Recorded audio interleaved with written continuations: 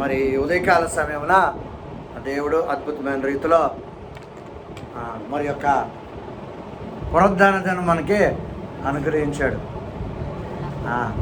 నేను ఒక మాట చెప్తాను, పరిశుద్ధాత్ముడు ఇచ్చిన మాట మీకు తెలియజేస్తున్నాను. భూమి మీద ఉన్నంత కాలం మనం దేవునికి దూరంగా ఉన్నామన్న సంగతి మర్చిపోకూడదు. పరిశుద్ధాత్మ దేవుడిని కలిగి ఉన్నప్పటికీ, అనుదినము ప్రార్థనతో ఉన్నప్పటికీ, కొన్ని గంటలు అయిపోయిన తర్వాత కొన్ని పరిస్థితులు మనం ఈ లోకంలో మన మనస్సును బట్టి జరిగే కార్యాలను బట్టి మనలో కొంత మానవ స్వభావం, శరీర స్వభావం వస్తూ ఉంటుంది ఆత్మపూర్ణులైనప్పటికీ. అందుకే ఎప్పటికప్పుడు ఏం చేసుకుంటున్నానంటే మనల్ని మనం బలపరుచుకుంటూ ఉండాలా, మన శక్తిని కూడగట్టుకుని దేవుని మీద ఆధారపడుతూ ఉండాలి. ఈరోజు బాగున్నాం, చక్కగా ఉన్నాం, రేపు మైండ్ డౌన్ అవుతుంది.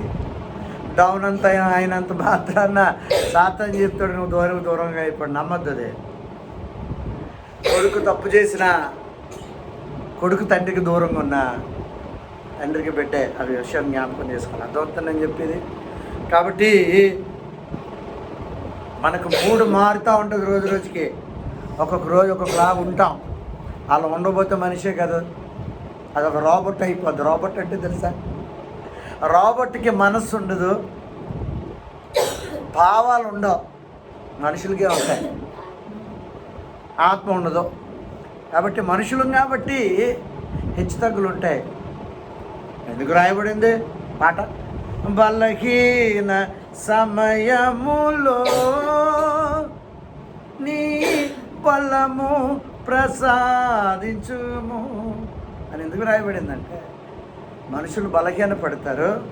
ఒకరోజు బాగా ప్రార్థన చేసుకుంటారు, ఓ రోజు డౌన్ అవుతారు. అంత మాత్రాన ఏదో కోల్పోయినట్టుగా ఫీల్ అవ్వకూడదు. అర్థమైందా? బిడ్డలు పరీక్షలు రాస్తారు, ఒక్కొక్క రోజున పరిస్థితులను బట్టి వాళ్ళు ఎక్కువ మార్కులు తెచ్చుకోకపోవచ్చు. ఎక్కువ మార్కులు తెచ్చుకోలేనంత మాత్రాన ఇంకా మార్కులు రావని కాదు అర్థం. అది కాబట్టి ఇవి మన మనసులో జరిగే సంఘర్షణలు. అందుకే ఇది ఒక పోరాటం. ఏంటిది? ప్రతిరోజు పోరాటమే. ఇవాళ పొద్దున్న రజనీ అక్క ఒరిస్సా నుంచి మన క్రైస్తవులు ఎవరు కూడా, నాకు విశ్వాసులు ఎవరు కూడా, సేవకులు ఎవరు, సొంత అక్కలు కూడా పెట్టరేమో కానీ ప్రతిరోజు అక్క ఏమని పెడుతుంది తెలుసా? మై డియర్ నిహార్ బాబు, good morning my dear Nihar బాబు. ఎంతో ప్రేమగా అక్క పెడతా ఉంటుంది. చాలా ఆశ్చర్యం వేస్తుంది. సొంత వాళ్ళు అనుకునేవాళ్ళు హృదయపూర్వకంగా మనకి ప్రేమను వ్యక్తపరచరు. కానీ కొంతమంది మనస్సు దేవుణ్ణి ఎరగకపోయి ఉండొచ్చు, కానీ దేవుని సృష్టి అయిన వాళ్ళలో దేవుని ప్రేమ ఉంటుంది. హల్లెలూయా. అర్థమైందని నేను చెప్పేది. యేసుప్రభుని ఎరగరండి వాళ్ళు, కానీ యేసుప్రభుని ఎరిగిన వారికన్నా ఎక్కువ ప్రేమను చూపిస్తారు. ఎందుకో తెలుసా? ఎందుకు చెప్పాలా అమ్మ? ఎందుకు ఎందుకు కారణము ఆదికాండంలో రాయబడిన మాట, మనము ఆయన పోలిక చొప్పున ఆయన స్వరూపంలో సృష్టించబడ్డాం. హల్లెలూయా. ప్రతి మానవుల్లోని దేవుని ప్రేమ, దేవుని మనస్సు, దేవుని హృదయం ఉంటుంది. దురదృష్టవశాత్తు సాతాను వాళ్ళని దేవుని నుంచి అలాగలా పితరుల్ని దూరం చేసుకుంటూ తీసుకుపోయాడు. కాబట్టి అనుదినము మనలో పోరాటం ఉంటుంది. ప్రతిరోజు మార్నింగ్ ఏం చేసుకోవాలి? మనం సర్దుపరుచుకుంటూ ఉండాలి. ఏడుపు మాకు వచ్చిందా వెంటనే మోకరించి ప్రార్థన చేసుకోండి. అయ్యా, నాలో ఈ పరిస్థితులను బట్టి నాలో మంచి ఆనందం లేదయ్యా, నాకు ఆనందం ఏమని అడగా. కాసేపటికి ప్రార్థన చేసుకుంటుంటే, భాషలో మాట్లాడుకుంటుంటే పరిశుద్ధాత్మ సహాయంతో, వాక్య సహాయంతో అద్భుతం చెప్తుంది కదా ఇందా ప్రాంతంలో. మత్తయి సువార్త 5వ అధ్యాయంతో దేవుడు నాతో మాట్లాడాడు, నన్ను మార్చాడు. ఈ సందర్భంగా నీకు మాట చెప్తున్నా. కరుణ దేవుడు మొదట్లోనే మనకు మార్పిస్తాడు. మార్పిచ్చిన మార్పుని అనుదినం మనం ఏం చేసుకోవాలంటే భద్రంగా ఆ ఇవ్వబడిన నిధిని, రక్షణ అనే నిధిని అనుదినము భద్రంగా కాపాడుకోవాలి. చూడండి, ఒక నగ ఉందనుకోండి, మణి ఉందంటే, వజ్రం ఉందంటే, నగలు ఉన్నాయంటే, బంగారం, డబ్బు ఉంటే జాగ్రత్తగా ఎలా దాచుకుంటాం, దానికన్నా ఎక్కువ జాగ్రత్తగా మన రక్షణని కాపాడుకోవాలి. అంతవరకు దాన్ని ఏం చేయాలి, మనం కాపాడుకున్నవాడే ఎత్తపడతారని వాక్యం ఉంది. అనుదినము మనం డౌన్ అవుతూ ఉంటాం. It is like A battery, it should be charged. Battery ఎలాగైతే అనుదినము ఛార్జ్ చేయబడకపోతే వాడబడదో, అలాగే మన ఆత్మీయంగా మనం స్ట్రాంగ్గా ఉన్నప్పుడు, ఈ ఆత్మ రోజు పరిశుద్ధాత్మ సహాయంతో, వాక్యంతో, ప్రార్థనతో ఛార్జ్ చేయబడినప్పుడు ఆ రోజా అంత బాగా ఉంటాడు. ఒకసారి రిపేర్ వస్తూ ఉంటుంది, అర్థమైందా? అదేదో పంప మునిగిపోయినట్టుగా సాతాను చూపిస్తాడు, నమ్మద్దు. ఓకే, దేవుని స్తోత్రం కలుగునుగా. చెప్పండి, ఇది ఒక పోరాటం అని చెప్పండి. Everyday you have to fight. ప్రతిరోజు ఏం చేయాలా? అనుదినము నీ ఆహారం గురించి పోరాడాలా. నీకు శక్తి కావాలంటే యు నీడ్ ఫుడ్. నీకు శక్తి కావాలంటే ఏం చేయాలి? అనుదినం ఆహారం. అందుకనే ప్రతి ఊళ్ళో ఆహారం గురించి ఏం చేస్తారు? ప్రతిరోజు ఏం చేస్తారు? రెక్కాడితేనే కానీ డొక్కాడదనే ఒకటి ఉంది. అనుదినము నీ ఆహారం గురించి నువ్వేం చేయాలా? కష్టపడాలా. శారీరక ఆహారం గురించి, నీ ఆకలి తీర్చుకోవడానికి, నీ కడుపు నింపుకోవడానికి ఎలాగైతే నువ్వు కష్టపడతావో, అలాగే ఆత్మ ఆహారం గురించి, ఆత్మీయ ఆహారం గురించి కూడా everyday you have to fight to receive that rhema. ఈ వాక్యం అంతా దేవుడు మనకిచ్చిన ఆహారమే. ఈ ఆహారము అనుదినము ఇందులోంచి ఓ ప్రత్యేకమైన మన్నా నీకు రోజు అది వచ్చినప్పుడే నువ్వు బలపడతావు.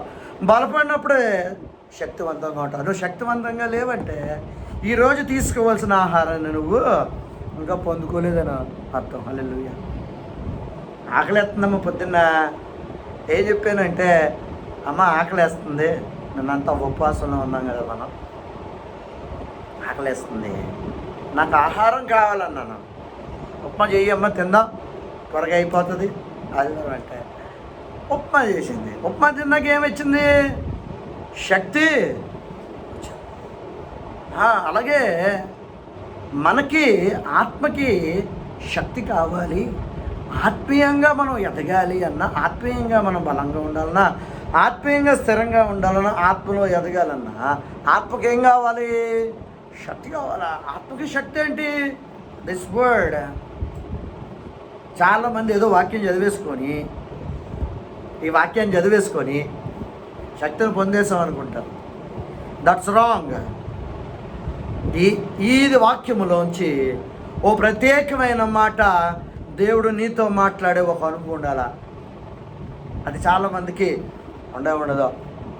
చాలామంది అనుకుంటారు, మా అనుదిన ఆహారము నేడు మాకు దయచేయమంటే ఏమనుకుంటారంటే, ఓహో భోజనం గురించి అనుకుంటారు. నో కాదు, అది ఆత్మీయ ఆహారం గురించి రాయబడిన అనమాట. అనుదినము నీ ఆత్మీయ ఆహారం నువ్వు పొందుకోవాలంటే దేవునితో నీకు మొదట ఏముండాలా? ఒక అనుబంధం ఉండాలా.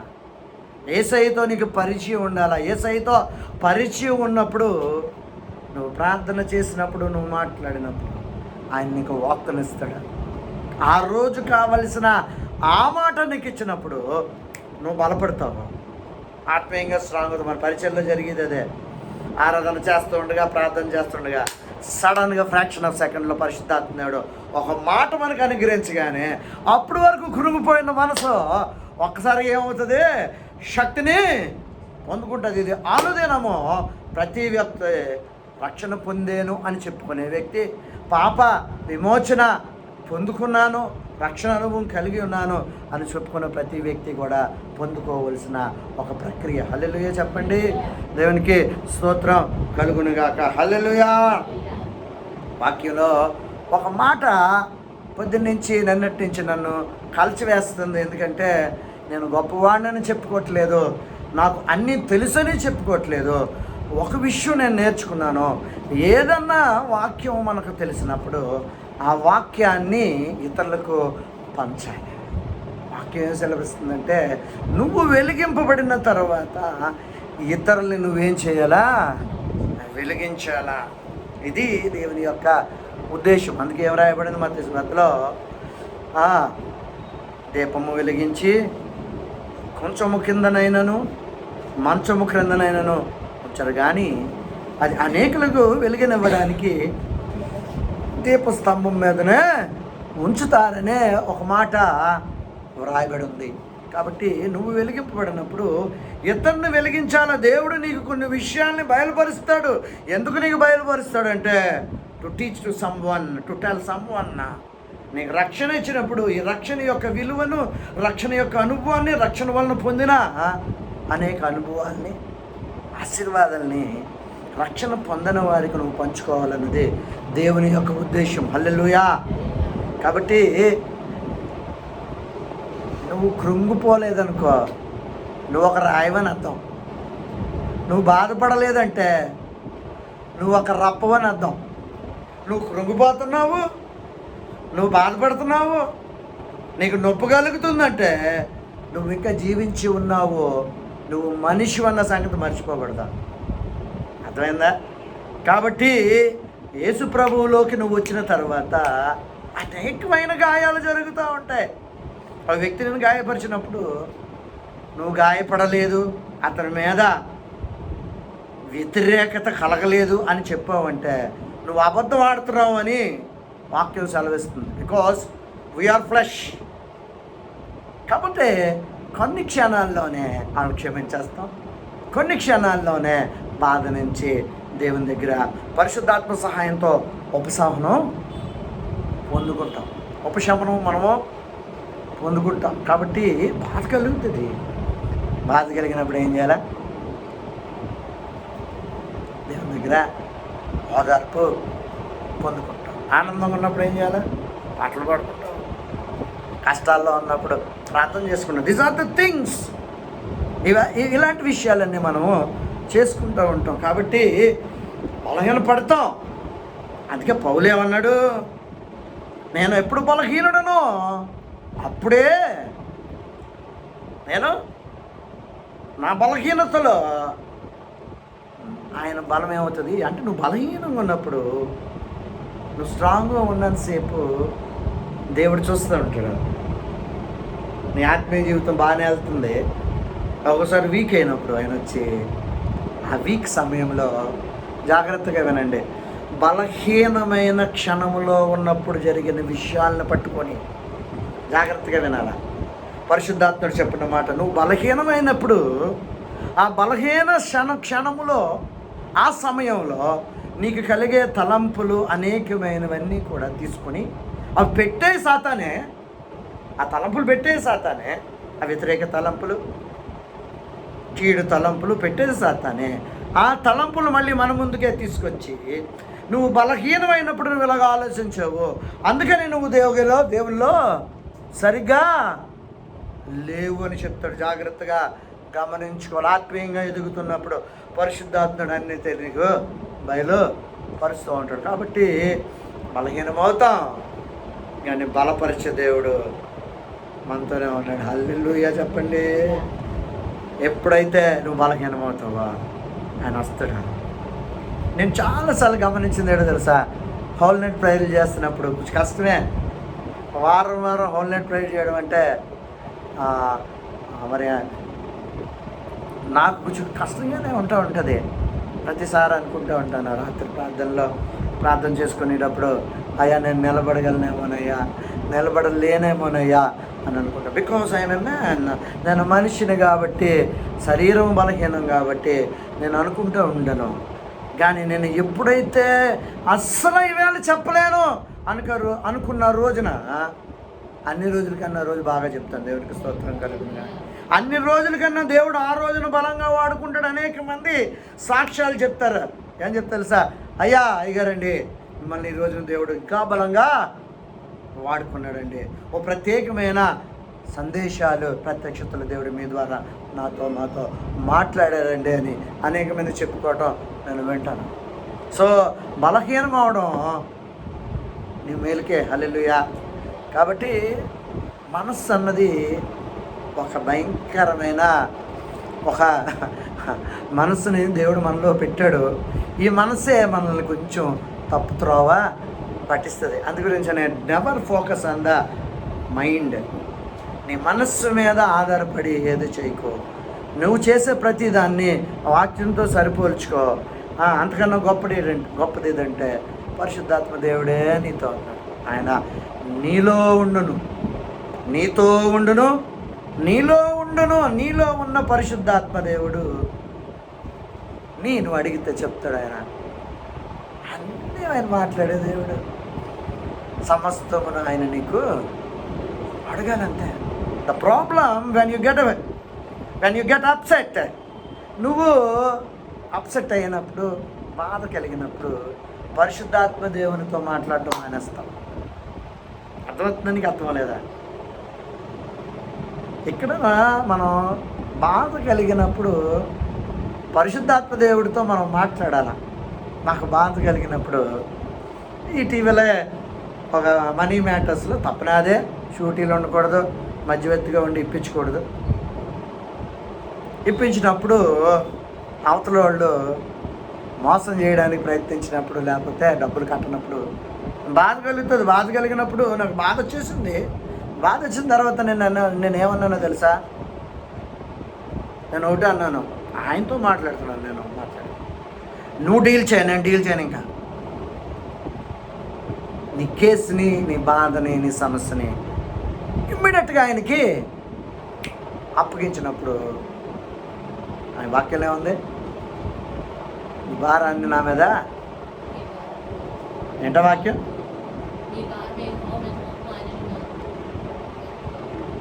విశ్రాంతి కలుగజేదు. ప్రయాసపడి భారము మోయువారులారా నా ఎదుకు రండి, నేను మీకు విశ్రాంతి. What are the tasks? భయంకరమైన పరిస్థితులు ఉంటాయి. ఈరోజు నా ఈ మాట వింటున్నా నా ప్రియ సహోదరుడా, what are the tasks you have? ఎలాంటి పరిస్థితులు నీకు కలిగినప్పటికీ ఈరోజు నీ బర్డెన్ అంతా ఆయన చేతిలో పెట్టు, ఆయన మీద పెట్టు. ఒక అద్భుతము. ఫస్ట్ నీకేమొస్తుంది తెలుసా? నెమ్మది. అప్పటి వరకు నిన్ను సతమతం చేస్తున్న ఆ యొక్క సమస్య బయటికి వెళ్ళిపోతుంది, నెమ్మది కలుగుతుంది. బరువు తొలగిపోయిన ఒక అనుభవం పొందుకుంటావు. సో ఆత్మీయ జీవితంలో అనేకమైన ఒడిదుడుకులు ఉంటాయి.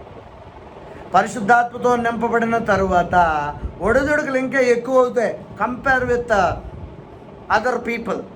పరిశుద్ధాత్మతో నింపబడని వారికన్నా పరిశుద్ధాత్మతో నింపబడిన వారి ఎడల సాతాను ఎక్కువ దృష్టి పెడతాడు. కాబట్టి ఒడిదుడుకులు కొంచెం ఎక్కువగా ఉంటుంది. ఎందుకంటే పరిశుద్ధాత్మతో నింపబడిన వాళ్ళు ఆత్మ వరములతోనే, ఫలములతోనే వాడబడతారు. నీలోంచి ప్రవచనాత్మకమైన సందేశం రెప్పపాటు కాలంలో పరిశుద్ధ దేవుడు ఇస్తూ మాట్లాడుతూ ఉండగానే సడన్గా ఓ ప్రాఫెసీ రిలీజ్ చేస్తాడు. మాట్లాడుతూ ఉండగానే సడన్గా అంటామా, నీ కూతుర్ని దేవుడు వాడుకోబోతున్నాడు, రాష్ట్రాలు దాటి వాడుకోబోతున్నాడు అని ఒక ప్రవచనాత్మకమైన సందేశం. ఇది ఖచ్చితంగా ఏమవుతుంది? ఒక వ్యక్తిని బలపరుస్తుంది. ఒక ప్రవచనము అది నిజమైన ప్రవచనం అయితే అది చెప్పబడిన వ్యక్తికి హృదయంలో క్రియ జరగటం వాళ్ళకి తెలుస్తుంది. వాళ్ళ అనుభవాన్ని పొందుకుంటారు. ఈ మాట నాకే దేవుడే నాతో ఈ మాట మాట్లాడాలని క్లియర్గా వాళ్ళకి అర్థమైపోద్ది. వెంటనే ఆ పని వాళ్ళలో జరగటం, వాళ్ళు వాడబడటం, ఆ యొక్క ప్రవచనము నెరవేర్పు వాళ్ళ జీవితాల్లో చూస్తారు. హల్లెలూయా. కాబట్టి మనకున్న బలహీనత ఏంటో తెలుసా? పరిశుద్ధాత్మతో నింపబడినంతసేపు మనకన్నా గొప్ప విశ్వాసులు లేరు, మనకన్నా గొప్ప ప్రార్థనా పరులు లేరు. అబ్బా సూపర్ అన్నట్టుగా ఉంటాం. చిన్న బాధ కలగగానే అని వచ్చేస్తాం. కారణం ఏంటంటే మనం మనుషులు. అర్థమవుతుందా? అది జరుగుతూ ఉండగా దేవుడు ఏం చేస్తాడు, గమనిస్తావు, అమ్మో ఇలాగ పడిపోతున్నానని రెండోసారి నువ్వు స్ట్రాంగ్ అవుతూ ఉంటావు. హల్లెలూయా.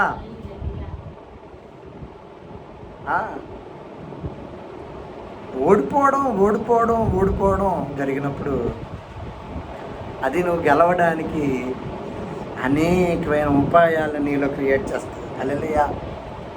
కాబట్టి బలహీనమైనప్పుడు బలపడడానికి కావలసిన అన్ని ప్రక్రియలు ఆ రోజు నుంచి నువ్వు ప్రయత్నిస్తావు. ఏ విషయంలో పడిపోతున్నావో నువ్వు గ్రహించుకుంటావు. పరిశుద్ధాత్మ దేవుడిని ఆ గ్రహింపు నీకు ఇస్తాడు. అది గ్రహించుకొని రెండోసారి ఆ విషయాల్లో పడిపోవు. అర్థమైందా? ఆలోచిస్తాం.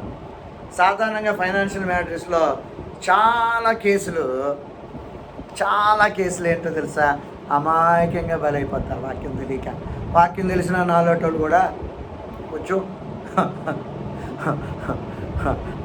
ఇచ్చేస్తూ ఉంటారు. వాక్యంలో ఏముంది? ఏమనుందమ్మా వాక్యంలో? షూరిటీలు పెట్టొద్దు.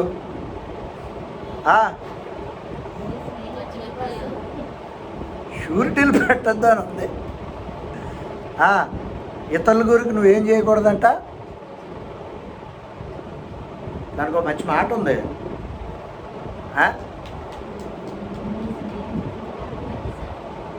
ఇతరుల కొరకు మనం పూట పడకూడదని ఉంది. పూట పడ్డవాడు అంటే ఆడు కట్టపోతే నేను కడతానయ్యా అని గొప్పగా మనం చెప్పు అనుకో, దెప్ప పగులుతుందని అర్థం. తెలిసి కూడా బాధ చేసి నేను అయ్యో నా కొడుకు లాంటోడని మనం పెట్టాం అనుకో, ఆడు కట్టినప్పుడు నోరు మూసుకొని ఉండాలి. అర్థమైందా? సో ఇలాంటి సందర్భాల్లో మనం ఏమైపోతాం? బలహీనమో అయిపోతాం. ఏడుతో కూర్చోవడం కాదు. చాలామంది షూరిటీలు పెట్టే ఉద్యోగాలు, జీవితాంతం ఉద్యోగాల్లో కడతానే ఉంటారు.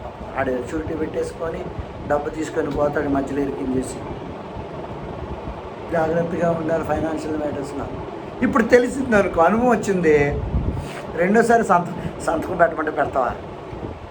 కూడపడమంటే నీకు దండమయ్యా బాబు.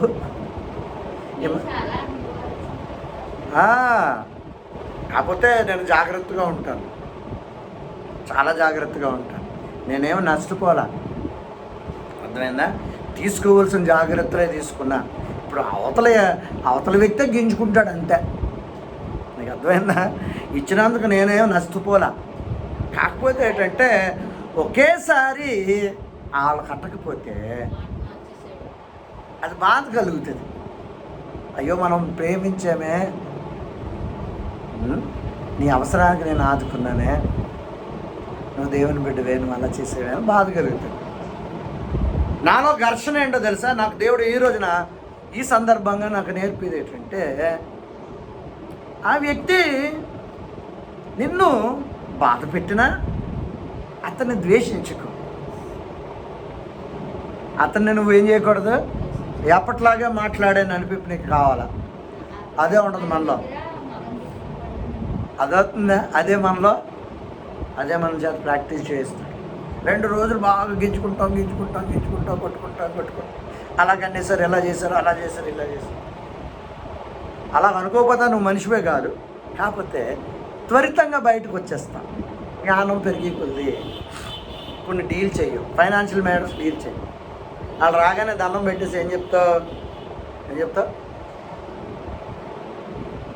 అమ్మ నేను చేయలేనమ్మా, ఇదిగో నా దగ్గర ఒక అమ్మాయి వచ్చింది, అంకులు డబ్బులు కావాలి అంకులు, పరిస్థితి బాగాలేదు, నాన్నగారు చనిపోయారు,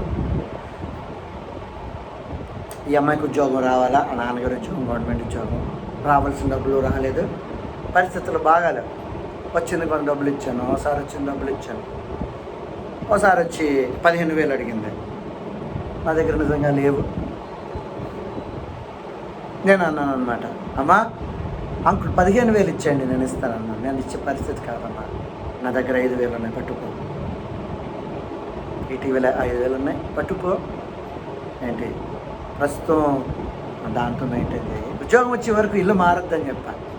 ఇప్పుడు 3,000 రూపాయలు ఇల్లు అద్దె ఉంది, 2,000లో మారాలి. 2,000 మారాలంటే 15,000 అద్దె అప్పున్నాను. ఈ 15,000 కడితే 2,000 దాంట్లోకి వెళ్తా ఉంటే 15,000 కట్టలేదు పరిస్థితి. నువ్వు 3,000లోనే ఉండు, 2 నెలల్లో 3 నెలల్లో 4 నెలల్లో వచ్చేస్తాయి కదా. అందుకని 15,000 రూపాయలు ఎవరి దగ్గర తీసుకునే పరిస్థితి పెట్టుకోక అందులోనే ఉండమ్మా అని చెప్పి ఇంకా 5,000 ఇచ్చాం, మొదలు కొట్టేసుకున్నాం అంతే. అంతేగాని నీకు 15,000 నేను ఇప్పిస్తాను ఇలాంటి తలపోట్లు మనం ఉంటే ఇవి తప్పు కాదు. కానీ ఇచ్చేటప్పుడు కూడా అది ఎంతవరకు అవసరమో తెలివితేటలుగా వాళ్ళు అడుగుతున్నారో లేదో, జ్ఞానయుక్తంగా అడుగుతున్నారో, ఆలోచన కలిగి అడుగుతున్నారో లేదో నువ్వు గమనించుకోవాలి. పరిశుద్ధాత్మ నీకు చెప్తాడు. చాలామంది అడుగుతూ ఉంటారు నన్ను, ప్రతిరోజు ఎవరో ఒకరు అడుగుతూనే ఉంటారు. ప్రతి నెల కొంతమంది అడుగుతూనే ఉంటారు, ఎక్కడెక్కడి నుంచో ఫోన్ చేస్తారు, ఫోన్ చేసి డబ్బులు అడుగుతూనే ఉంటారు. వాళ్ళ అవసరతను బట్టి మనం సహాయం చేయాలా. కొంతమంది పని చేయరు, పని చేయకుండా ప్రతి నెల మనతో ఖాతాలాగా నెలకి 500 ఇస్తాడు అని ఫోన్ చేస్తూ ఉంటారు. అలాంటి వాళ్ళు ఎంకరేజ్ చేయకూడదు. నిజంగా అలాంటి పరిస్థితుల్లో వాళ్ళు ఏ హాస్పిటల్లోనే ఎక్కడ ఉంటే దేవుడి వరకు నిలబడే వాళ్ళ గురించి నేను మాట్లాడతలేదు. దేవుడి గురించి నిలబడకుండా ఉన్న బలహీనల గురించి నేను ప్రస్తుతం మాట్లాడుతున్నాను. కాబట్టి కొన్ని విషయాలు మనం నేర్చుకోవాలి. ఆత్మీయంగా ఎదుగుతున్నప్పుడు అనేకమైన ఒడిదుడుకులు, బ్రతుకున్న వ్యక్తికే బాధ ఉంటుంది, చచ్చిపోయిన వాడికి ఉండదు. కాబట్టి ఆత్మీయంగా నువ్వు బ్రతుకున్నప్పుడు నీకు సమ్మెటపోట్లు పడతాయి. నీ ఆత్మీయంగా నువ్వు పడగొట్టడానికి నీ సొంతోళ్ళే నీకు వ్యతిరేకంగా మాట్లాడతారు. నిన్ను ప్రేమించిన వాళ్ళ నుంచే అనేకమైన మాటలు వస్తూ ఉంటాయి, సూటిపోటు మాటలు మాట్లాడుతూ ఉంటారు.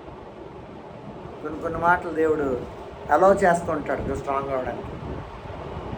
కాబట్టి కొన్ని నేర్చుకోవాలి. దేవునికి స్తోత్రం కలుగునుగాక. హల్లెలూయా. ఈ రోజున ఈ ఆత్మీయ పోరాటంలో అనుదినము నిన్ను నువ్వు బలపరుచుకొని ముందుకు సాగాలన్నది పరిశుద్ధాత్మ దేవుడిచ్చే ఒక సందేశం. అనుదినము నీ సిలువనెత్తుకొని నువ్వు నడవాలని దేవుని వాక్యంలో రాయబడి ఉంది. అనుదినము ఏమెత్తుకోవాలి చెప్పాలా? సిలువ దేనికి సాదృశ్యంగా ఉందో తెలుసా? దేనికి సాదృశ్యంగా ఉందమ్మా? దేనికి? శ్రమ. ఆట ఉంది కదా, పొందవలేని లోకమునందు కొంతకాలమే నో శ్రమలు. ఇక లోకంలో ఉన్నంతకాలం every day we have to face our own battle. అనుదినము మన సొంత పోరాటాన్ని మనము పోరాడవలసిన వారమై ఉన్నాం. వాక్యం ఏముందో తెలుసా? మనం సైనికులు అన్నారు. ఏమన్నారు? మీరు ఎవరండి పోరాడతారు? ఎవరు పోరాడతారు? ఎవరు పోరాడతారో తెలుసా? Those who are authorised, appointed, selected, chosen. ఎవరైతే నియమింపబడ్డారో, ఎవరైతే ఎన్నుకోబడ్డారో, ఎవరైతే దేవుడు ఏర్పాటు చేసుకున్నాడో వాళ్ళు పోరాడతారు. దేవుడు నిన్ను ఓ ప్రత్యేకమైన పనికి నేను నియమించుకున్నాడంటే నిన్ను ఒక సైనికుడిగా, ఒక సైనికురాలుగా, ఒక యోధురాలుగా నేను నిలబెట్టుకున్నాను. మీరు పోరాడునది అంటే ఏంటి? నువ్వు యుద్ధం ఖచ్చితంగా చెయ్యాలి, నువ్వు ఫైటింగ్ చేయాలి. యుద్ధం చేసినప్పుడు ఏం జరుగుతుందమ్మా? గెలిచినోడిని ఎప్పుడన్నా చూసారా? గెలిచినోడిని చాలాసార్లు చెప్పాను నేను. గెలిచినోడు కప్పులో పెట్టుకొని నవ్వుతూ ఉంటాడు. ఈ ముక్కులాగా వంకర అయిపోయి ఉంటుంది, ఈ కన్నులో వాసిపోయి ఉంటుంది. బట్ ఇతను జయం పొందుకున్నాడు. హల్లెలూయా. పోరాటంలో చాలా శక్తిని కోల్పోతాం. బిల్లీ గ్రాహాం గారు గురించి విన్నాను, ఆయన గురించే విన్నాను అనుకుంటే మాట. ప్రార్థన చేసిన తర్వాత చాలా శక్తిని కోల్పోతాం మనం. శారీరకంగా బలహీనమవుతాం. శారీరకంగా బలహీనమైనంత మాత్రాన నువ్వు ఆత్మీయంగా స్ట్రాంగ్ కాదని కాదు అర్థం. అర్థమైందా? అందుకే వాక్యం ఏముంది? ఆత్మ రెడీగా ఉంటుంది కానీ శరీరం సిద్ధంగా ఉండదు, ప్రార్థనకి సిద్ధంగా ఉండదు. అందుకే ప్రార్థన చేయడానికి శరీరం ఏం చేస్తుంది? కారణం ఏంటంటే మనం శరీరంలో ఉన్నాం కాబట్టి.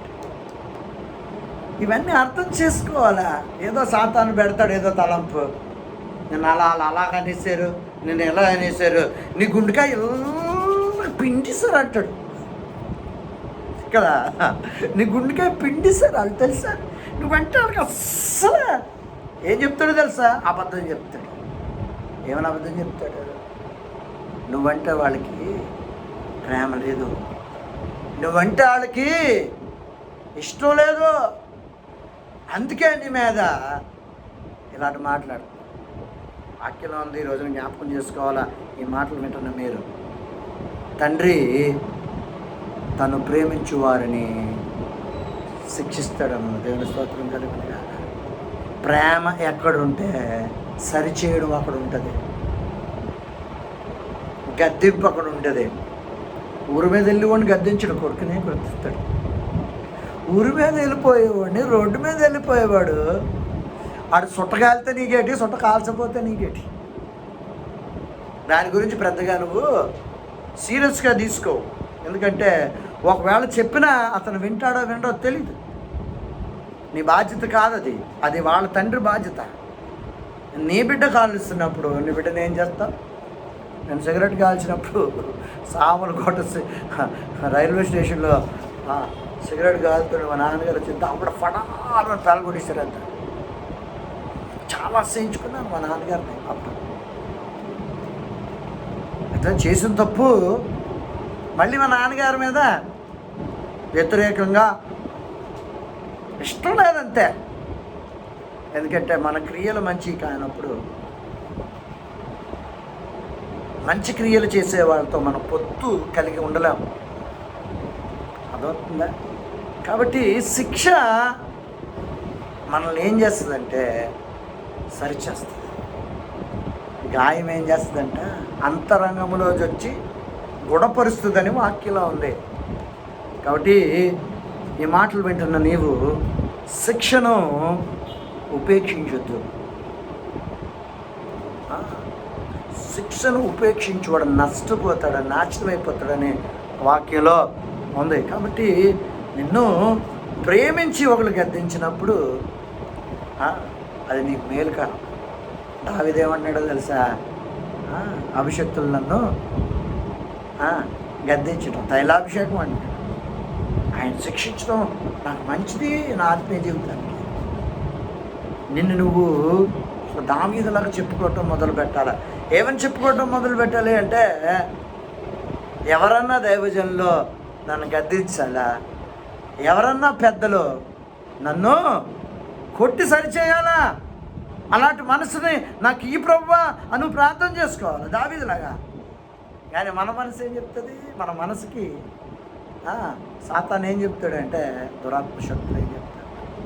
నేను అలాగే అనేసారు, నేను ఎలా అనేసారు, నేను తక్కువ చేసి మాట్లాడుతున్నారు, నేను చులకం చేసి మాట్లాడుతున్నారని మాట్లాడుతూ ఉంటాడు. గమనించుకోవాలా.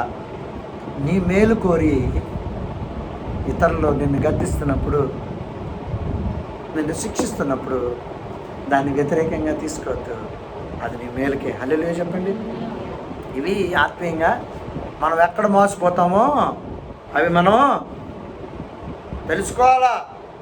ఆత్మీయ ఎదుగుదల అంటే you have to know the deception of the demons, Satan. ఆత్మీయంగా ఎదగడం అంటే ఏడో తెలుసా? సాతాను మోసములను గ్రహించడమే. అందుకే వాక్యం ఏమైంది? పౌలు ఏమంటాడు? సాతాను తంత్రములను ఎరుగుని వారము కాము అంటున్నాడు. అంటే ఏంటి? మాకు తెలుసు నువ్వు ప్లాన్ చేస్తున్నావు. ఎప్పుడన్నా గుర్తుపెట్టుకోండి, కలిసి ఉండకుండా విడగొట్టడమే సాతాను పని. ఫస్ట్ స్టెప్ ఏంటంటే he will divide a person from spiritual people. అర్థమవుతుందా? మనకు స్టోరీ తెలుసు. 10 ఎద్దులు మేస్తా ఉండి ఓ దగ్గర ఐక్యమత్యంతో శమం వచ్చినప్పుడు 10 కుమ్మేసి, సో తర్వాత వీటికి ఏమొచ్చినాయి? గొడవలు వచ్చినాయి, వేరైపోయి ఒంటరిగా ఉన్నప్పుడు ఒక్కొక్క దాన్ని చంపుకుంటూ వెళ్ళిపోయింది. గుర్తుపెట్టుకోండి, ఆదాముతో ఉన్నంతసేపు అవ్వ మోసపరచబడలేదు. సాతాను ఎప్పుడన్నా గుర్తుపెట్టుకోండి, నిన్ను ఒంటరిగా చేస్తాడు. సహవాసంలోంచి కొంతమందిని అయితే ఇంకోలా చేస్తాడు. సహవాసంలోనే ఉంటారు కానీ సహవాసంలో ఉన్న ఆత్మీయుల మనసుతో వీళ్ళ మనసు కలవదు. అర్థమవుతుందా మీకు? వీళ్ళ ఆలోచనలు వేరుగా ఉంటాయి. వాళ్ళ ఆలోచనలతో వీళ్ళ ఆలోచనలు కలపరు. వాళ్ళతోనే ఉంటారు కానీ వాళ్ళ మనసు వాళ్ళతో ఏకీభవించదు. ఏకాత్మ, ఏకతాత్పర్యము, ఏకభావం ఉండదు, ఏక మనసు ఉండదు. కలిసే ఉంటాం. అర్థమవుతుందా నీకు? పడగొట్టే ముందు సాతాను నిన్ను ఒంటరిని చేస్తాడు. నువ్వెప్పుడు ఒంటరిగా ఉండకూడదు, గుర్తుపెట్టుకో. ఆ అవ్వ ఒంటరిగా ఉన్నప్పుడే ఆమె మోసపోయింది. కాబట్టి ఎప్పుడు సహవాసంలో ఉండాలా. మొదట యేసయ్య సహవాసం కలిగి ఉండాలా, పరిశుద్ధాత్మ సహవాసంతో నువ్వు నింపబడి ఉండాలి. పిల్లలకు ఉండే ఒక మంచి లక్షణం ఏంటో తెలుసా? వాడికి వచ్చే ప్రతి సమస్యని తల్లి దగ్గర తీసుకెళ్ళి తల్లితో పంచుకుంటాడు. నువ్వు నేర్చుకోలేదు. సమస్య రాగానే, బాధ కలగగానే షేర్ విత్ హోలీ స్పిరిట్, పరిశుద్ధాత్మ దేవునితో పంచుకో. నేను చెప్పేస్తూ ఉంటాను, ఇంకా నాకు ఈ బాధ కలిగింది, ఈ బాధ నువ్వు నీకు చెప్తున్నా, నువ్వే డీల్ చేయి. ఆ వ్యక్తిని నువ్వు డీల్ చేయి. నేను డీల్ చేయను, నేను చెయ్యలేను. ఇంకోటి, నేననుకో కొంతవరకే కరెక్ట్గా చేయగలను, అది నువ్వనుకో 100% చేస్తావు. కాబట్టి ఆయనకి అప్పచెప్తున్నాను. అందుకే నీ భారన అంత ఈ రోజున మనసు గాయం కలుగుతూ ఉంటుంది, బాధ కలుగుతూ ఉంటుంది. సగం బాధలు ఎందుకు కలుగుతుందో తెలుసా? ఎందుకు చెప్పండి? మన బుద్ధి తక్కువ వలన ఒకటి, రెండోది మన తెంగర మనసును బట్టి. అదే మన మనసును బట్టి, మన మనసు మీద ఆధారపడకూడదు. మన మనసు మీద మనం ఇవ్వకూడదు, ఆధారం పడకూడదు. ఈ రోజున ఇది ఆత్మీయ పోరాటం. చెప్పండి, ఏంటిది? ఇది స్పిరిచువల్ బ్యాటల్. ఈ సంవత్సరాన్ని ప్రతి సంవత్సరము పరిశుద్ధాత్మ దేవుడు ఆ సంవత్సరాన్ని ఏ సంవత్సరంగా పిలుస్తాడో ఆ మాట ఇస్తూ ఉంటాడు. ఈ సంవత్సరం ఏమో సంవత్సరం? ఆదికాండము 32వ అధ్యాయము 28వ వచనంలో అతడు పోరాడాలా.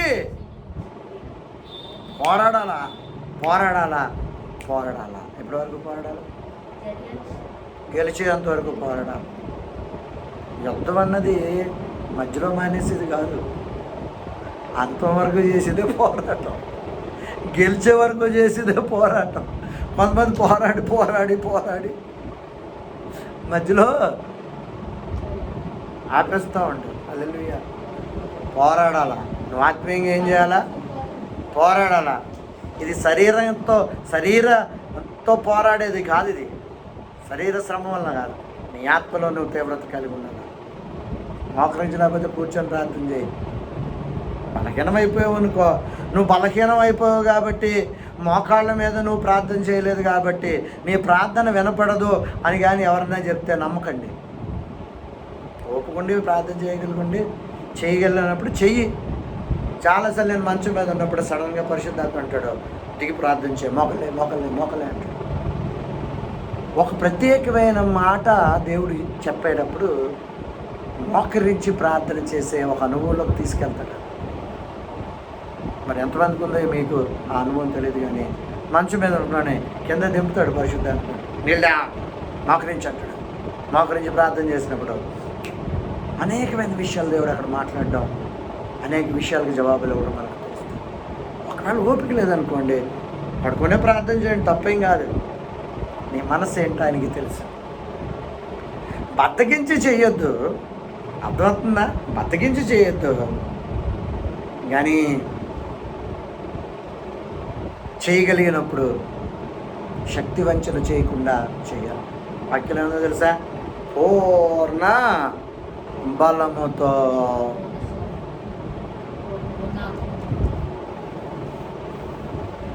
శక్తితో కూడా నువ్వు చేయాలా ఆరాధన ప్రార్థన. కొంతమంది చప్పట్లే కొట్టరు.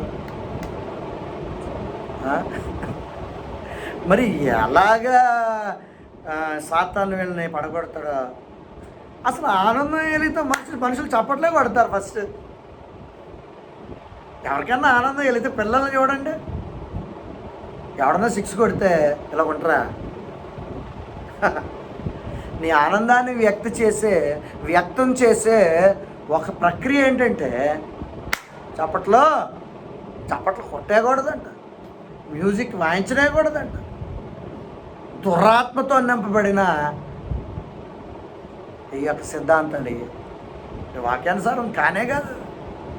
ఆడేదో రూపాయి ఇస్తాడు కాబట్టి ఆ రూపాయి కక్కుతుపడి అమ్ముడైపోయిన వాళ్ళు చేసే బోధ ఇదంతా. అంత్యదినాల్లో అనేకమైన బోధలు ఉంటాయి. చూడండి, వీళ్ళ పరిచర్యల్లో మారు మనసు, అద్భుతాలు, ఆశ్చర్యకార్యాలు, విడుదలలు, స్వస్థతలు, బలమైన ఆత్మీయ పోరాటము, ప్రార్థనలు కలిగిన జీవితాలు వాళ్ళ సంఘాల్లో మనకు కనపడవు. ఇలాగా తప్పుడు బోధలో ఉండి ఏదో డబ్బులుగా ఆశించి సేవ చేసే వాళ్ళకి ఆత్మీయ అనుభవాలు ఉండనే ఉండవు. ఏదో డబ్బులకి అలాగే చేస్తూ ఉంటారు. డబ్బులు ఇవ్వడం మానేమనండి, మళ్ళీ చుట్టుపక్కలకి వెళ్ళరా బోధకి. ఎందుకు చేస్తాడు? ఆ డబ్బులు ఇస్తాడు కాబట్టి ఆ బోధ చేస్తాడు. ఇటు సరదా ఎక్కిపోయి చేయడు, వాళ్ళ మీద ప్రేమతోనే చేయడు. ఎందుకు? వాళ్ళు వేస్తారు కాబట్టి. ఆనందం, సంతోషం కలిగినప్పుడు చప్పట్లు పడుతూ ఉంటాం. కాబట్టి ఆత్మీయ పోరాటం అనుదినం మనము చేయాలి. నీకు శక్తి కావాలంటే అనుదినం ఏం చేయాలా? పోరాడి గెలుచుకోవాలి. ఈ సంవత్సరాన్ని దేవుడు పోరాడి గెలిచే సంవత్సరంగా పిలుచుకున్నాడు. Battle and win, the year of battle and win. పోరాడి గెలిచే సంవత్సరం. ఈ నా మాటలు వింటున్నా నీవు పోరాడినప్పుడు అద్భుతమైన రీతిలో పరిశుద్ధాత్మ దేవుడు నీకు జయాన్ని అనుగ్రహిస్తాడు. దేవునికి స్తోత్రం కలుగునుగాక. కొన్ని బాధలు వింటున్నప్పుడు కొన్ని బాధలు కలుగుతూ ఉంటాయి. అపొస్తలుల కార్యాలు 2వ అధ్యాయము 38వ వచనంలో ఉన్న కొన్ని విషయాలు చెప్పి నేను ముగించేస్తాను. అపొస్తలుల కార్యాలు 2వ అధ్యాయము ఒక దైవజనుడు బోధ చేస్తున్నాడు దీని మీద. పేతురు, మీరు మారు మనసు పొంది పాప క్షమాపణ నిమిత్తము ప్రతివాడు యేసుక్రీస్తు నామమున బాప్తిస్మం పొందుడి, అప్పుడు మీరు పరిశుద్ధాత్మ అనువరము పొందుదురు. ఈ వాక్యాన్ని బోధిస్తూ మంచి దైవజనుడు ఆయన గురించి మాట్లాడడానికి లేకపోతే ఆయనలో తప్పు పట్టడానికి నాకు ఎటువంటి అర్హత లేదు, కానీ పరిశుద్ధాత్మ దేవుడు నాలో పెట్టిన తలంపుని బట్టి కొన్ని విషయాల గురించి నేను మాట్లాడాలనుకుంటున్నాను. గొప్ప దైవజనుడు, అది కాదనలేము. అనేక ప్రాంతాల్లో బలంగా వాడబడుతున్న ఆయన చెప్పిన ఒక మాట ఏంటంటే, పరిశుద్ధాత్మ కొరకు ఎంతో ఆసక్తితో, ఎంతో నియమనిష్టతో నువ్వు ఉంటేనే కానీ పరిశుద్ధాత్మ దేవుని అనే వరము నువ్వు పొందలేవు అని ఆ మాట. మారు మనసు పొందాలి. ఒక వ్యక్తి రక్షింపబడి పరలోక రాజ్యంలో వారసుడిగా అవ్వాలంటే పాప క్షమాపణ, మారు మనసు. దీని గురించి నేను అనేక వందల వేల సార్లు మారు మనసు, రక్షణ గురించి బోధ చేశాను. ఉండాలా. ఒక వ్యక్తికి ఆత్మీయ అనుభవం కావాలి అంటే, వ్యక్తిగతంగా దేవునితో ఒక అనుభవం కావాలంటే, వాళ్ళు ఉన్న పాపాల నుంచి వాళ్ళు విడుదల పొందుకునే ఒక అనుభవం ఉండాలా. ఇంకోటి మార్పు చెందిన అనుభవం, కలిగి ఉండాలా. ఆ తర్వాత బాప్తిస్మము మారేరు, క్షమింపబడ్డారు అనే రక్షణ నిశ్చయితకి సాదృశ్యంగా ముంచబడి పైకి లేవడం, బాప్తిస్మం పొందుకోవడం. దాన్ని నేను ఒప్పుకుంటాను. ఆత్మీయ పరిశుద్ధాత్మన వరము మారు మనసు రక్షణ పొందుకొని పాప క్షమాపణ పొందుకొని ఎంతో నియమనిష్టతో ఉంటేనే కానీ అనుగ్రహింపబడదు అన్నది ఎంతవరకు వాస్తవమో ఈ వాక్యాలను బట్టి మనం చాలామంది అయితే నేను ఇంక పరిశుద్ధాత్మను పొందుకోలేను ఇలాగైతే అనుకుని మానేసుకుంటారు. ఈ రోజున ఈ మాటలు వింటున్న మీరు జ్ఞాపకం చేసుకోండి. రక్షణ అనేది జాగ్రత్తగా వినాలా, ఇది అర్థం అవ్వాలి చాలామందికి. రక్షణ అనేది నీ యొక్క ప్రయత్నాన్ని బట్టి జరగదు. అర్థమవుతుందా? నీ యొక్క ప్రయత్నాన్ని బట్టి రక్షణ నీకు రాదు. ఆయన ఉచితముగా అనుగ్రహించేదే రక్షణ. నీకు ఆశ కలిగి ఉన్నప్పుడు నిన్ను ఆ రక్షణ అనుభవంలోకి ఆయనే నడిపిస్తాడు. నీ ప్రయత్నాల వల్ల జరగలేదు, అది నిన్ను రక్షించాలనే ఉద్దేశం ఆయనకున్నప్పుడు, నీకు ఆ ఆశ ఉన్నప్పుడు నిన్ను రక్షణలోకి నడిపించడానికి ఆయనే నీలో పాప క్షమాపణ ఒప్పింపు చేయు కార్యము ఇవన్నీ చేస్తాడు ఆయన. The holy spirit will convict you to repent for your sins. పరిశుద్ధాత్మదేవుడు నీలో ఉన్న తప్పులను ఒప్పింపచేసి పశ్చాత్తాపంలోకి నిన్ను తీసుకెళ్తాడు. ఇట్ ఈస్ ప్యూర్లీ 100%, మరీ చెప్తున్నాను, 100% it's the work of the Holy Spirit, not by our efforts. మన ప్రయత్నాల వల్ల జరిగినవి ఇవి కావు. ఉదాహరణకి నీ కూతురు గురించి నేను ప్రార్థన చేస్తున్నా. అప్పటికి నీవు ఆత్మీయంగా ఎదగలా, ఇంకా నువ్వు రక్షణ పొందలా. కానీ నీకన్నా ముందు నీ కుమార్తె సండే స్కూల్కి రావడం మొదలుపెట్టింది. యేసుప్రభు యందు నీకు విశ్వాసం ఉంది, కానీ అప్పటికి నువ్వు 100% ఆయన పాపంలో ఆయన రక్తంలో కడగబడి రక్షణ అనుభవంలోకి ఇంకా రాలా.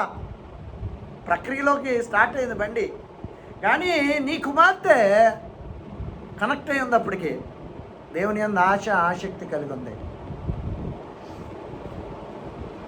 ప్రార్థన చేస్తున్నప్పుడు మారు మనసు అనుభవంలోకి అమ్మాయి వచ్చింది. నీకన్నా ముందు రక్షణ, కన్నీరు కార్చి ప్రార్థన చేస్తుంది. అది మనలో ఉన్న భారం. అయ్యా ఈ బిడ్డ రక్షింపబడాలయ్యా, పరిశుద్ధాత్మదేవ నువ్వు కార్యం చెయ్యదు, నేను చేసే కార్యం కాదు. బోధ అయితే చేయగలను, వివరణ అయితే ఇవ్వగలను, నేను చెప్పిన వాక్యాన్ని నువ్వు ఆచరణలో పెట్టేది నువ్వు క్రియ చేయని మొదట్లో చూస్తూనే ఉన్నాను. నా భారం ఆయన చూస్తున్నాడు, నేను ఈ అమ్మాయిని చూస్తున్నాను. ఈ అమ్మాయిలో ఉలుకు లేదు, పలుకు లేదు. యవ్వనస్తురాలు 16-17 సంవత్సరాల వయస్సు కలిగి లోక సంబంధంగా ఎదిగిన ఒక అన్య కుటుంబంలో ఎదిగిన ఒక అమ్మాయి, 16-17 సంవత్సరాల అమ్మాయి, సినిమాలు, షికార్లు, లోక ఆలోచనలు, శరీర ఆలోచనలు కలిగిన ఒక అమ్మాయి సడన్గా తీసుకొచ్చి 3 రోజులు ఉపవాస ప్రార్థన, తల్లి బలవంతం మీద కూర్చుందంటే, నేను చెప్పేగానే ఏదో ఈయన చెప్పేశాడు కదా అని రెడీమేడ్గా మారిపోదు. ఈవెన్ ప్రార్థన చేయడానికి కూడా ఆ అమ్మాయి హృదయం ఇష్టపడదు. తల్లి కళ్ళు ముయ్యమన్నది కాబట్టి కళ్ళు మోస్తుంది, నేను చూస్తున్నాను కాబట్టి కళ్ళు మోస్తుంది, కానీ ఆమెలో ఎటువంటి చలనము, మార్పు లేదు. But we have a burning desire, ఒక మంట హృదయంలో ఉంది. ఈ అమ్మాయి రక్షింపబడాలా, అలా నేను పొందుకున్న ఈ ఆత్మీయ అనుభవం, రక్షణ అనుభవం, ఈ అమ్మాయి పొందుకునే రక్షణ ఆనందాన్ని పొందాలనే ఉద్దేశంతో నేను ప్రార్థన చేస్తున్నాను. ప్రార్థన అయితే చేయగలను, కానీ ఒక వ్యక్తిని నేను మార్చలేను. అది క్రియ చేయవలసింది పరిశుద్ధాత్మ దేవుడే. కానీ పరిశుద్ధాత్మ దేవుడైనా క్రియ చేయాలంటే ఎవరో ఒకరి ద్వారా చేస్తాడు. హల్లెలూయా. ఇప్పుడు నాకున్న భారాన్ని బట్టి అమ్మాయిలో ఏం కలిగింది? మొదటి రోజు లేదు, రెండో రోజు లేదు, మూడో రోజున పరిశుద్ధాత్మ దేవుడు క్రియ చేయడం మొదలుపెట్టాడు. ఇది ఆ అమ్మాయికున్న ప్రయత్నం కాదది. ఆమె శక్తి చేత, ఆమె బలము చేత, ఆమె ప్రయత్నం చేత రక్షణ అనుభవంలోకి రాలా. ఇది పరిశుద్ధాత్మ దేవుడే ఆమెలో ఆ క్రియ సెకండ్లో చేస్తాడు. దానికి సంవత్సరాలు ఏర్పాటు నీకు అక్కల్లా. అది రైతు బోధ కాదు. క్షణంలో పరిశుద్ధాత్మ దేవుడు ఒక వ్యక్తిని మార్చేయగలడు. కన్నీరు కాచి ప్రార్థన చేస్తుంది, ఆ తర్వాత రక్షణలోకి వచ్చేస్తుంది. కాబట్టి నియమ నిష్టలను బట్టి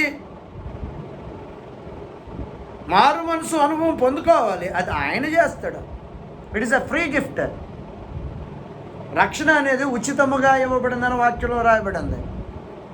కాబట్టి ఎంతో నియమ నిష్టలతోనే కానీ పరిశుద్ధాత్మను పొందుకోలేవు అనే మాట వలన అనేక మంది వెనక్కి పరిశుద్ధాత్మ మేము పొందుకోలేము. అయితే ఎందుకంటే ప్రతి వాళ్ళలోని ఏమనిపిస్తుంది?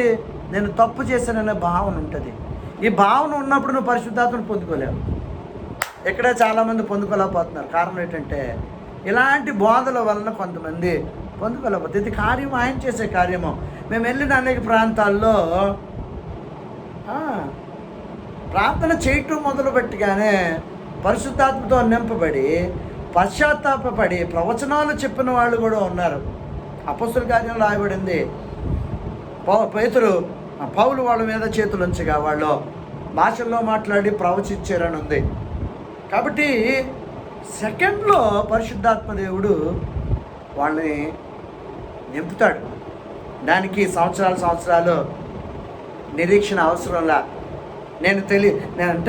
నేను పరిశుద్ధాత్మ గురించి సరైన అవగాహన లేనప్పుడు సంవత్సరం పాటు నేను ఎదురు చూస్తూనే ఉన్నా. 2005లో రక్షింపబడి 2006 సంవత్సరం వరకు కూడా పరిశుద్ధాత్మ నింపుదల గురించి వెయిట్ చేస్తూ ఉన్నా. కనిపెడుతున్నాను. వింటున్నారా? ఉపవాసం ఉండి పరిశుద్ధాత్మను పొందుకోవాలని ఉపవాసం ఉండి, తప్పు కాదు అలా కనిపెట్టడం, మళ్ళీ తప్పు అనుకోకండి, కనిపెడుతున్నాను. ఆ రోజు నేను పొందుకున్నాను. కానీ ఇప్పుడు నాకు కొంత ఈర్ష్యగా ఉంటుంది. ఇప్పుడు నేను ఎలా వెళ్ళి ప్రార్థన చేయటం మొదలుపెట్టగానే, ఆరాధన చేయటం మొదలుపెట్టగానే అనేక మంది పరిశుద్ధాత్మని పొందుకుంటున్నారు. సెకండ్స్లో పొందుకుంటున్నారు. ఇదేదో అపవిత్రాత్మ ఏం కాదు. వాళ్ళు పశ్చాత్తాపడటం, కన్నీరు కార్చడం, తప్పులు ఒప్పుకోవటం, సరి చేసుకోవటం, ఆత్మీయంగా ఎదగటం మేము చూస్తున్నాం అనేక మందిని. అంత్యదినముల్లో అందరి మీద యోవేలు గ్రంథము 2వ అధ్యాయంలో ఉన్నమాట 26వ వచనంలో అనుకుంటా, సర్వ జనుల మీద నా ఆత్మను కుమ్మరిస్తానని అన్నాడు కదా. అదే ఇంకో మాట ఉంది, అపోస్తలుల కార్యాలు 10వ అధ్యాయము 44వ వచనంలో ఉన్నమాట తీయండి. త్వరగా మనం ముగించేసుకుందాం. అపోస్తలుల కార్యాలు 10వ అధ్యాయము 44వ వచనంలో పేతురు ఈ మాటలు ఇంకా చెప్పుచుండగా అతని బోధ విన్నవారు అందరి మీదికి పరిశుద్ధాత్మ, హల్లెలూయా. ఇక్కడ సున్నతి పొందిన వారిలో పేతురుతో కూడా వచ్చిన విశ్వాసులందరూ పరిశుద్ధాత్మ వరము అన్యజనుల మీద సైతము కుమ్మరింపబడుట చూచి. ఈ పరిశుద్ధాత్మ వరము ఎవరి మీద కుమ్మరింపబడిందండి? ఒక ఆయన ఏం చెప్తున్నాడు? మారు మనసు రక్షణ అనుభవం పొందిన వాళ్ళ మీద మాత్రమే వస్తుంది పరిశుద్ధాత్మ వరం అంటున్నాడు. ఇక్కడ అపోస్తలుల కార్యాలు 10వ అధ్యాయము 40 ఎన్నో వచనము 5వ వచనంలో సున్నతి పొందిన వారిలో పేదతో కూడా వచ్చిన విశ్వాసులందరూ పరిశుద్ధాత్మ వరము అన్యజనుల మీద సైతము కుంభరంపబడి చూచి విభ్రాంతి, హల్లెలూయా, అన్యజనుల మీద కూడా. కాబట్టి ఈయన మాటలు వింటున్నా ఇంకా పరిశుద్ధాత్మ అనే వరము అందరి మీద ఆయన కుమ్మరించడానికి ఆసక్తి కలిగి ఉన్నాడు. There is no qualification for that. నువ్వు ఎన్నో సంవత్సరాలు కనిపెట్టవలసిన అవసరమే లేదు. నీకు ఆశ ఉంటే ఆయన నింపుతాడు, నింపిదాన్ని ఆయన సరి చేసుకుంటాడా. అర్థమైందా? రిపేర్ చేసేవాడికి ఉండే లక్షణం ఏంటో తెలుసా? ఒక సెకండ్ హ్యాండ్ పాడైపోయిన ఫ్రిడ్జ్ని కొనుక్కుంటాడు తక్కువ రేటుకి. దాన్ని ఏం చేస్తాడండి ఆయన? రిపేర్ చేసి వాడుకుంటాడు. దేవునికి స్తోత్రం కలుగును గాక. మన పరలోకంలో రిపేర్ చేసి ఆయన ఉన్నాడు. ఎలాంటి దాన్నైనా ఆయన తీసుకొని ఆయన రిపేర్ చేస్తాడు. ఆయన పేరే పరిశుద్ధాత్మ దేవుడు. దేవునికి స్తోత్రం కలుగును గాక.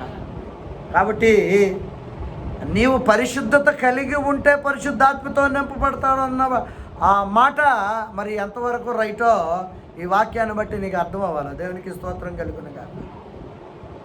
నువ్వు ఎలాంటి వాడివైనప్పటికీ, నువ్వు ఎలాంటి పాపంలో ఉన్నప్పటికీ పరిశుద్ధాత్మ దేవుడు నేను నింపడానికి ఇష్టపడుతున్నాడు. ఈ ఉదయకాల సమయంలో పరిశుద్ధాత్ముడు చెప్పే ఈ మాటనే నా ప్రియ సహోదరుడా తీసుకో. దేవునికి స్తోత్రం కలుగును గాక.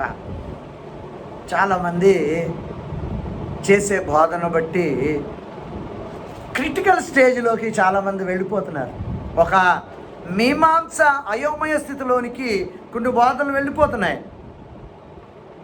ఒక అన్యజనుల మీద పరిశుద్ధాత్మ కుమ్మరింపబడింది అంటే, పరిశుద్ధాత్మ అనుభవాన్ని పొందుకున్నారు అంటే వాళ్ళు పాపక్షమాపణ పొందుకున్నట్ట ఏమా? మారు మనసు అవన్నీ సెకండ్స్లో పరిశుద్ధాత్మ దేవుడు చేసుకుంటాడు. కాబట్టి ఇది ఉచితంగా ఇవ్వబడిన ఒక వరం. అర్థమైందా? అక్కడ మాట రాయబడింది. ఎక్కడ? అదే అపోస్తల కార్యాలు 2వ అధ్యాయము రాయబడిన మాట. పరిశుద్ధాత్మ వరం మీకు వస్తుంది, మారు మనసు రక్షణ పొందాలి అని చెప్తున్నాడు. అర్థమైందా? ఒక్కొక్కరు సడన్గా పొందుకుంటారు. There is no waiting for them to receive it. దానికి వేచి ఉండని వారు అనేక మంది. కారణం ఏంటంటే వాళ్ళ గురించి ఎవరో ఒకరు ఏం చేస్తూ ఉంటారు. ఒక ఆయన ఉన్నారు, సెయింట్ అగస్టిన్, పరిశుద్ధుడైన అగస్టిన్ అని ఒక ఆయన ఉన్నాడు. వాళ్ళ తల్లి మోనిక మంచి ప్రార్థన పరురాలు.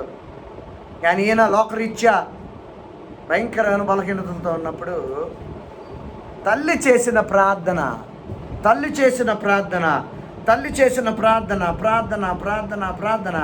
అనేక సార్లు చెప్తానే ఉండేది. కొడుకు గురించి భారంగా ప్రార్థన చేస్తూనే ఉండేది. ప్రార్థన చేస్తానే కుమారుని యొక్క మార్పు చూడకుండానే చనిపోయింది ఈమె. కాకపోతే ఒక రోజున all of a sudden fraction of seconds, రెప్పపాటు కాలంలో ఒక వాక్యం అతన్ని సంధించి అతను మారిపోయాడు. అర్థమవుతుందని చెప్పింది. ఒక సెకండ్లో మారిపోయాడు ఆయన. మార్పు అన్నది ఎప్పుడు ఎలాగ జరుగుతుందో మనకు తెలియదు. ఇలాగే జరిగితేనే రైటు అనే బోధ మనం చెయ్యొద్దు. లెటస్ ప్రే, లెటస్ వెయిట్, అదే రైటు అని అనుకోకూడదు. దేవుడు ఒక్కొక్కరిని ఒక్కొక్కలాగా సంధిస్తాడు. వాక్యంలో అది రాసింది రైటే. మారు మనసు పొందండి, మీ పాపాలు ఒప్పుకోండి అని అడగటం చెప్పడం రైటే. కానీ ఇదే కార్యము పరిశుద్ధాత్మ వరం వచ్చింది, అక్కడ వస్తుంది, ఇక్కడ కూడా వాక్యం వింటున్నా వారందరి మీదకి పరిశుద్ధాత్మ దేవుడు దేవుని వాక్యం చెప్తూ ఉన్నప్పుడే సెకండ్స్లో రెప్పపాటు కాలంలో పరిశుద్ధాత్మ దేవుడు ఒక మనిషిలో మార్పిచ్చేసి ఆత్మతో నింపే అనుభవంలోకి వెళ్తాడు. దానికి నియమ నిష్టలు ఉంటేనే అవుతుందనే ఒక క్లాజు లేదు. ఎంత పాపినైనా ఆయన క్షమిస్తాడు. సెకండ్స్లో ఆయన ఆత్మతో నింపేస్తాడు.